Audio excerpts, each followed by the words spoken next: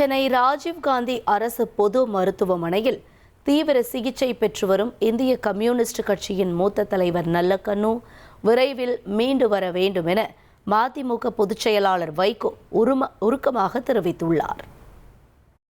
அண்ணன் நல்லக்கண்ணு அவர்கள் பொதுவுடைமை கட்சியிலே சின்னஞ்சிறு பிராயத்திலே இணைந்து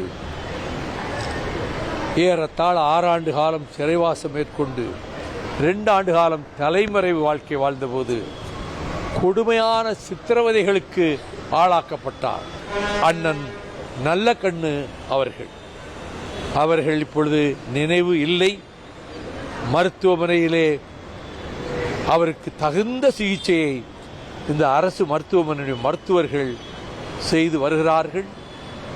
ஆகவே அவர் இதற்கு முன்பும் நோய்வாய்ப்பட்ட போது நான் வந்தேன். ஒவ்வொரு முறையும் மீண்டெழுந்து வந்ததைப் போல இப்பொழுதும் அவர் இதிலிருந்து மீள வேண்டும் என்று நான் விரும்புகிறேன்.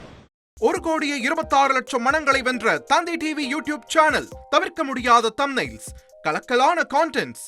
நீங்களும் இந்த குடும்பத்தில் இணைய இப்பவே சப்ஸ்கிரைப் பண்ணுங்க.